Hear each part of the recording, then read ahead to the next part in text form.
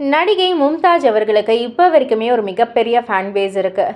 அவங்க நடிக்காத ஒரு இது இல்லை. மீன்ஸ் எப்படின்னா, ரொம்பவே ஒரு கிளாமரஸ் ரோல் தான் பண்ணியிருப்பாங்க. நிறைய ஐட்டம் சாங்ஸ் பண்ணியிருக்காங்க. ஸோ அது எல்லாமே அவங்களுடைய பாஸ்ட் அப்படின்ற மாதிரி சொல்லிட்டாங்க.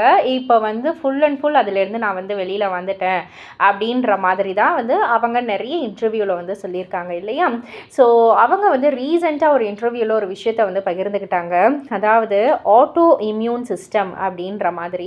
அது ஆட்டோ இம்யூன்றது நம்ம உடம்புல இருக்கிற அந்த இம்யூனே அப்படியே ஆப்போசிட்டாக நமக்கே எதிராக பண்ணுற ஒரு விஷயம்தான் இது. நிறைய பேருக்கு நிறைய இடத்துல பாதிப்பு கொடுக்கும். எனக்கு ஜாயிண்ட்டில் பாதிப்பு கொடுத்துருச்சு.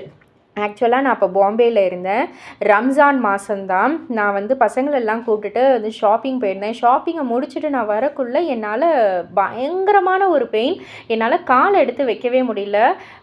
பின்னாடி லோயர் ஹிப்புக்கு கீழே, லோயர் பேக்கு கீழே செம்ம பெயின்.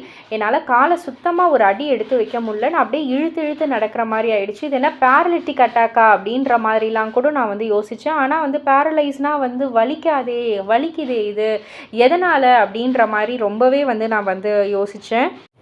2 இயர்ஸ் நான் ட்ரீட்மெண்ட் பார்த்தேன். எதனால் இந்த ஒரு ப்ராப்ளம் வருதுன்னு யாராலையுமே கண்டுபிடிக்க முடியல. அதுக்கப்புறமா ஒரு பிளட் டெஸ்ட் மூலயமா எனக்கு இந்த மாதிரி ஒரு ஆட்டோ இம்யூன் ப்ராப்ளம் இருக்குது அப்படின்றது தெரிஞ்சுது. 15 வருடங்களாக நான் அதுக்காக நான் மெடிசின் எடுத்துக்கிட்டேன். என்னுடைய ஃபேமிலி சப்போர்ட், மெடிசின்ஸ், நல்ல ஒரு ட்ரீட்மெண்ட்னு கடவுளோட ஒரு ஆசீர்வாதத்தால் நான் இப்போ வரைக்கும் நான் அதிலேருந்து கொஞ்சம் கொஞ்சமாக நான் இது பண்ணிக்கிட்டு இருக்கேன், சர்வை பண்ணிக்கிட்டு இருக்கேன் அப்படின்ற மாதிரி சொல்லியிருக்காங்க. ஸோ ஒவ்வொரு மனிதர்களுக்கு பின்னாடியும் ஒவ்வொரு துயரங்கள் இருக்குதுன்னு ஒவ்வொருத்தவங்க சொல்லக்குள்ளே தான் தெரியுது. ரொம்பவே கஷ்டமாகவே இருந்தது. நம்ம மும்தாஜுக்கா இப்படி அப்படின்ற மாதிரி. ஸோ இதை பற்றி நீங்கள் என்ன நினைக்கிறீங்க? உங்களுடைய கருத்து என்ன அப்படின்றத கீழே உள்ள கமெண்ட் பாக்ஸில் குறிப்பிட்டு சொல்லுங்கள். மறக்காமல் சேனலில் சப்ஸ்கிரைப் பண்ணி பக்கத்தில் உள்ள பெல் ஐக்கானை கிளிக் பண்ணிவிடுங்க.